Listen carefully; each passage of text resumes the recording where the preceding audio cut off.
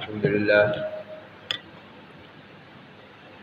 لله نحمده ونستعينه ونستغفره ونؤمن به ونتوكل عليه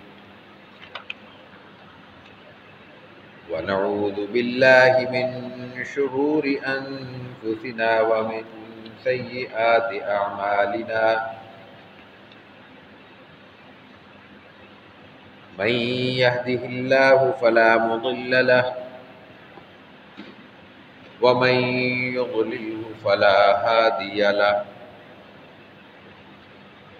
ونشهد أن لا إله إلا الله وحده لا شريك له ونشهد أن سيدنا وسندنا وحبيبنا ومولانا محمدا عبده ورسوله صلى الله تعالى على خير خلقه وبارك وسلم تسليما كثيرا كثيرا أما بعد فأعوذ بالله من الشيطان الرجيم بسم الله الرحمن الرحيم يا أيها الذين آمنوا اتقوا الله وكونوا مع الصادقين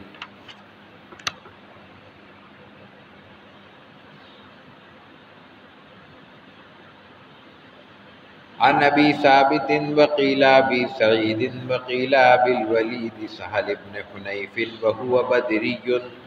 رضي الله تعالى عنه أن النبي صلى الله عليه وسلم قال من سأل الله تعالى الشهادة بصدق بلغه الله منازل الشهداء وإن مات على فراشه صدق الله العظيم وصدق رسوله النبي الكريم ونحن على ذلك لمن الشاهدين والشاكرين والحمد لله رب العالمين.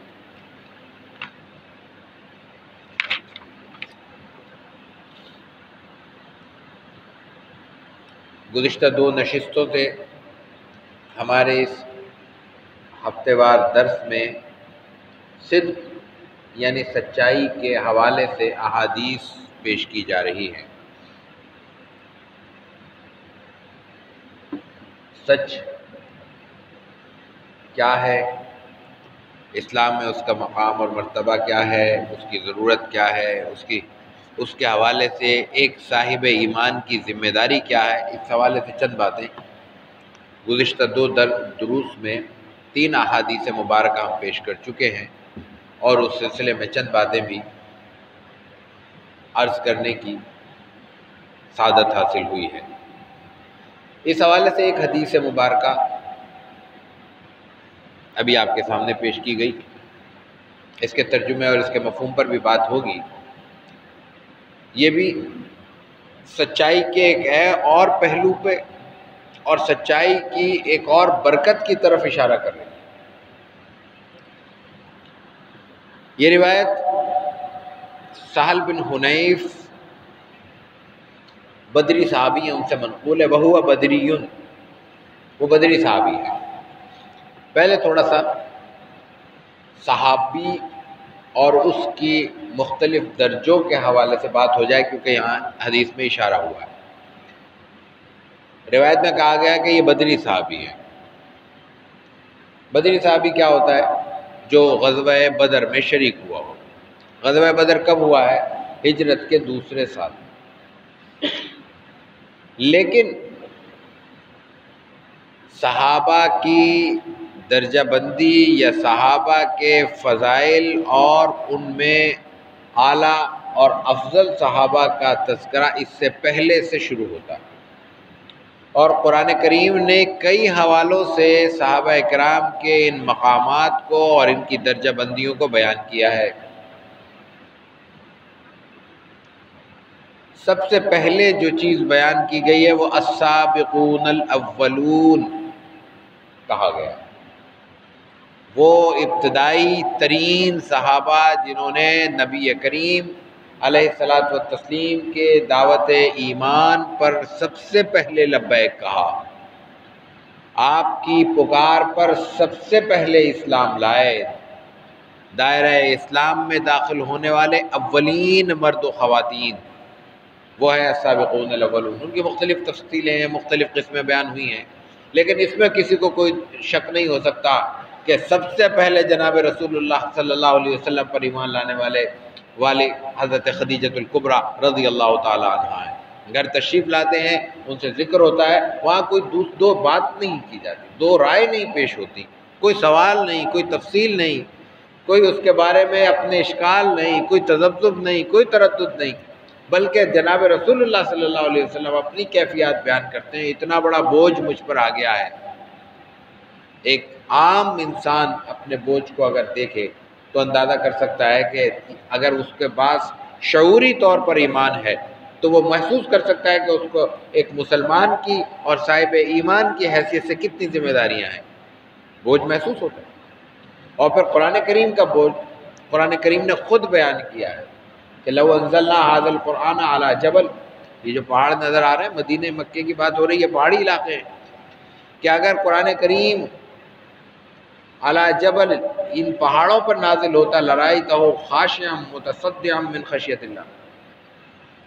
یہ اللہ کے خوف سے پہاڑ پھٹ جاتے، ریزہ ریزہ ہو جاتے، ختم اور تباہ و برباد ہو جاتے۔ یہ کیفیت تھی قرآن کریم کے بوجھ کی اور قرآن کریم کے وزن کی۔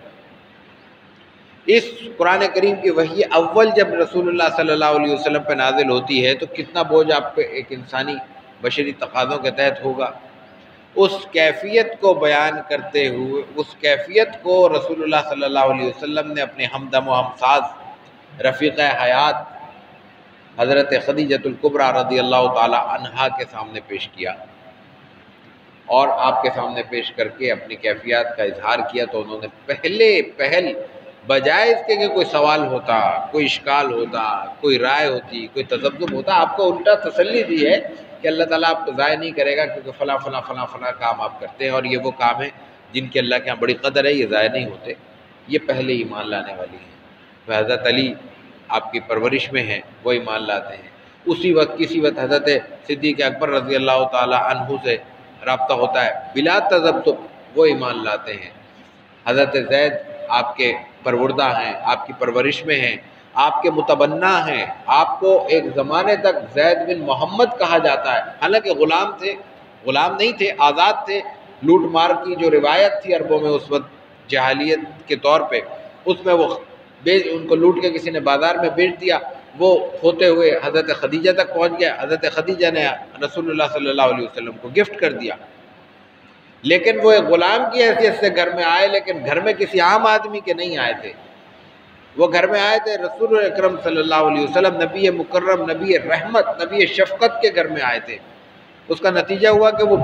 وہ اس بغیر اعلان کیے، آپ نے کوئی پریس کانفرنس نہیں کی، آپ نے کوئی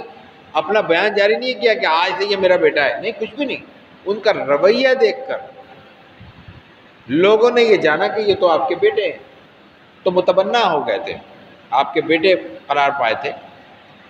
اس زمانے میں اس قسم کے رشتوں کو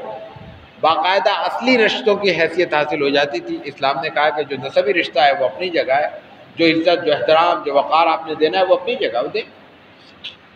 تو اس وقت پھر آپ کا نام اپنے اصل ولدیت کے ساتھ بیان ہونے لگا۔ زید بن محمد کو کے نام سے، لقب سے، الفاظ سے پکارنے سے رسول اللہ صلی اللہ علیہ وسلم نے منع فرما دیا۔ یہ ابتدائی لوگ ہیں۔ پھر اس کے بعد ہجرت سے پہلے بیعت میں اہل مدینہ مکہ مکرمہ تشریف لاتے ہیں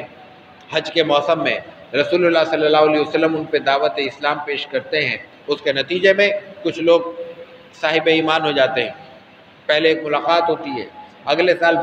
پہلی بیعت ہوتی ہے، اس سے پھر اگلے سال بیعت عقبہ ثانیہ ہوتی ہے۔ عقبہ گھاٹی کو کہتے ہیں، پہاڑوں کے دامن میں ایک ایسی جگہ تھی جہاں عام طور پر لوگوں کی نظر نہیں پڑتی تھی، وہاں بیعت ہوئی ہے۔ اور رسول اللہ صلی اللہ علیہ وسلم کے ہاتھ پر وہ ایمان بھی لائے ہیں اور آپ کا ہمیشہ ہمیشہ ساتھ دینے کا وعدہ بھی کیا ہے اور وہ وعدہ نبھایا بھی ہے۔ تو یہ درجہ بندی ہے۔ جو بیعت عقبہ اولیٰ میں ہیں ان کے مقام کو بیعت عقبہ ثانیہ والے نہیں پہنچ سکتے، اور جو بیعت عقبہ ثانیہ میں ہیں ان کے مقابلے میں بعد میں ایمان لانے والے نہیں پہنچ سکتے۔ اسی طرح جو بدر میں ہیں ان کے ایمان ان کے بارے میں ان کو اللہ تعالیٰ نے قرآن کے ذریعے احادیث کے ذریعے یہ مقام دیا ہے کہ بعد والوں سے یہ افضل ہیں، پھر غزوہ احد تک ایمان لانے والے ہیں، پھر صلح حدیبیہ تک ایمان لانے والے ہیں، بیعت رضوان کے موقع پر ایمان لانے والے ہیں، اور پھر فتح مکہ پر ایک عموم ہے، لوگ ایمان کے دائرے میں داخل ہوتے چلے جاتے ہیں۔ تو یہاں جو روایت میں صحابی کے لیے لفظ بدری کہا گیا، اس کا مفہوم یہ تھا کہ ان کے مقام اور ان کی اہمیت اور ان کی افضلیت بیان کی گئی کہ یہ افضل صحابہ میں سے ہیں، ان کا مقام بلند ہے، ان کا یہ احترام لازم ہے، اور ان کے بارے میں یہ خیال انسانوں کے ذہنوں میں ہونا چاہیے کہ کتنے بلند مرتبہ صحابی یہ بات بیان کر رہے ہیں۔ بیان کیا کر رہے ہیں؟ قال من سأل ان نبی صلی اللہ علیہ وسلم، رسول اللہ صلی اللہ علیہ وسلم نے قالا، کیا؟ جس نے اللہ سے شہادت طلب کی، اللہ کے راستے میں اپنے جان کو قربان کر دینے کے آخری جذبے کا اظہار کیا، آخری مقام حاصل کرنے، سب سے بڑی سعادت حاصل کرنے کے لیے، یہ وہ سعادت ہے جس کے لیے رسول اللہ صلی اللہ علیہ وسلم نے اپنے لیے خواہش کا اظہار کیا کہ میری یہ خواہش ہے کہ میں تیرے راستے میں شہید ہوں، قتل کیا جاؤں، ثم احیا ثم اقتل ثم احیا ثم اقتل ثم احیا ثم اقتل، میں شہید ہوں، تیرے راستے میں قتل ہو جاؤں، پھر تو مجھے زندہ کر دے، پھر یہی قربانی تو مجھ سے لے، پھر تیرے دربار میں قربان ہو جاؤں، پھر تو مجھے زندہ کرے، پھر تو مجھے اس مقام سے، اس فضیلت سے، اس اہتمام سے آشنا کرے اور اس سے مجھے فیضیاب کرے۔ یہ رسول اللہ صلی اللہ علیہ وسلم نے اس کے مقام کو بیان کرنے کے لیے اپنے جذبات، اپنے الفاظ میں اس کو پیش کیا۔ یہ وہ مقام ہے جس کے لیے اگر کوئی شخص، یہاں بات وہی صدق کی ہو رہی ہے، سچائی کی ہو رہی ہے، سچائی کا تعلق انسان کے دل کے جذبات سے ہے۔ یہ زبان اور زبان سے کہے ہوئے الفاظ کو سچا نہیں کہا جاتا جب تک وہ انسان کے عمل کا حصہ نہ بن جائے اور عمل کے ذریعے انسان ان کی سچائی دنیا کے سامنے ثابت نہ کر دے۔ تو اسی کی طرف اشارہ کیا جا رہا ہے کہ اگر کوئی انسان یہ شہادت کا اتنا بڑا رتبہ حاصل کرنا چاہتا ہے اور اللہ سے صدقے سے دل سے مانگتا ہے، سچائی کے ساتھ دل سے مانگتا ہے، لوگوں کو دکھانے کے لیے، سنانے کے لیے، ایک دوسرے کو بتانے کے لیے، جتانے کے لیے دعا نہیں ہو رہی، دل سے دعا کر رہا ہے، وہ دعا جو صرف بندے کو معلوم ہے یا اس کے رب کو معلوم ہے، دنیا میں کسی تیسرے شخص کو معلوم نہیں، وہ دعا اگر اس نے سچائی کے ساتھ کی ہے، پورے خلوص کے ساتھ کی ہے، دل کی گہرائیوں کے ساتھ کی ہے، تو اللہ تعالیٰ یہ کہتا ہے، رسول اللہ صلی اللہ علیہ وسلم نے فرمایا بلغہ اللہ منازل الشہداء وان مات علی فراشی، اس کو اللہ تعالیٰ شہداء کے مقام تک پہنچا دے گا، خواہ وہ اپنے بستر پر کیوں نہ مرے، وہ اپنے گھر پہ اپنی طبی موت مرتے مرتے بھی اپنے دل کی سچائی کی وجہ سے، اپنے جذبوں کی سچائی کی وجہ سے، اپنے خواہش کی سچائی کی وجہ سے اللہ تعالیٰ کیا شہیدوں میں شمار ہوگا۔ یہ ہے سچ کیا۔ یہاں شہادت کا مقام بیان کرنا مقصود نہیں ہے، یہاں صحابیت کا مقام بھی بیان کرنا مقصود نہیں ہے، ضمناً آ گیا تھا تو میں نے پیش کر دیا۔ یہاں اصل جو بات مقصود ہے وہ یہ ہے کہ انسان کو اپنے دلوں کو اس طرح صاف اور سچا رکھنا چاہیے کہ اگر نیت کے صاف ہونے کی وجہ سے کوئی عمل نہ بھی مکمل ہو، تب بھی اس صفائی قلب کی وجہ سے، دل کی نیت کے سچے ہونے کی وجہ سے اللہ تعالیٰ اس کو وہ مقام عطا کرتے۔ یہ ایک روایت تھی۔ دوسری روایت میں ایک اور پہلو پیش کیا گیا ہے۔ وعن ابی خالد حکیم ابن حزام رضی اللہ عنہ قال قال رسول اللہ صلی اللہ علیہ وسلم البیعان بالخیار ما لم يتفرقا فإن صدقا وبینا بورک لهما في بیعهما وإن کتما وکذبا محقت برکت بیعهما۔ روز کا معاملہ ہے، ہمیں کچھ خریدنا ہوتا ہے، کچھ فروخت کرنا ہوتا ہے، اس میں ایک بات جو یہاں واضح طور پہ بیان کی گئی ہے اور جو ہماری پریکٹس میں نہیں ہے، جس پر ہم عمل نہیں کرتے، وہ یہ ہے کہ خرید اور فروخت کرتے ہوئے دونوں افراد کو، بیچنے والے کو بھی خریدنے والے کو بھی، جب تک دونوں ایک جگہ موجود ہیں اور اپنی اس جگہ سے جدا نہیں ہوئے، یہ اختیار ہوتا ہے کہ بلا وجہ بھی، وجہ کے ساتھ تو الگ ہے، بلا وجہ بھی وہ اس بیع اور خرید اور فروخت کو ختم کر دیں۔ میں نے یہ خریدا، آپ نے بھیجا، ابھی ہم یہاں سے اٹھے نہیں تھے، میں نے کہا یار دل نہیں مان رہا، رکھ لو۔ تو اب یہ کہنے کا بیچنے والے کو یہ حق حاصل نہیں ہے کہ وہ یہ کہے کہ تم نے بات کی تھی، لیکن اس موقع پر ہم یہاں جہاں موجود تھے، جس کاؤنٹر پہ موجود تھے، جس شاپ میں موجود تھے، دکان میں موجود تھے، اس سے نکلنے سے پہلے اگر وہ بات ختم ہو گئی تو رسول اللہ صلی اللہ علیہ وسلم نے اختیار دیا ہے، اس میں کسی قسم کی کٹوتی کی گنجائش نہیں ہے، کوئی رقم کاٹنے کا کسی کو حق حاصل نہیں ہے، اسی موقع پر، اسی مجلس میں، مجلس بیع و فروخت میں، خرید و فروخت کی اس نشست میں۔ ایک بات۔ دوسری جو اصل بات ہے، فَإِن صَدَقَا وَبَيَّنَا، دونوں دھوکہ دونوں طرف سے ہوتا ہے، بیچنے والے کا تو ہوتا ہی ہے، خریدنے والا بھی 10 طرح کے عمل کرتا ہے۔ یہاں پہ دونوں کے لیے یہ حکم دیا گیا ہے کہ خرید و فروخت کرنے والے دونوں افراد، فَإِن صَدَقَا،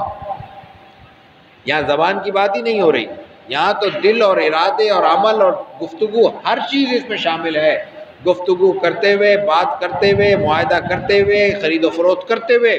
دونوں دل سے بھی سچی بات کر رہے ہیں، دلوں میں بھی ایک دوسرے کو نقصان پہنچانے کا جذبہ نہیں ہے، اور زبان سے بھی سچائی کر رہے ہیں کہ کہتے ہیں وہ بات کہتے ہیں جو ان کا خیال ہے، جو ان کی رائے ہے، جو وہ واقعی ارادہ لے کر گھروں سے آئے ہیں خرید و فروخت کے حوالے سے۔ فَإِن صَدَقَا، دونوں معاملوں میں سچے ہیں، وَبَيَّنَا، دونوں نے اصل بات بیان بھی کر دی ہے، کوئی چیز چھپائی نہیں ہے، کوئی عیب ہے تو اس کو چھپایا نہیں ہے، وہ عیب بیان کر دیا ہے، دھوکہ دینے کا ارادہ نہیں ہے، نقصان پہنچانے کا ارادہ نہیں ہے، دونوں ایک دوسرے کی خیر خواہی کر رہے ہیں، نیک نیتی کے ساتھ، سچائی کے ساتھ ہر بات واضح کر رہے ہیں، ایک دوسرے کے سامنے رکھ رہے ہیں، یہ صورتحال ہے، یہ چیز ہے، اس کی یہ ویلیو ہے، میں اس کو اتنے میں لینا چاہ رہا ہوں، آپ اتنے میں بیچنا چاہ رہے ہیں، ختم۔ اگر دونوں باتیں انہوں نے بیان کر دی، بورک لہما فی بیعہما،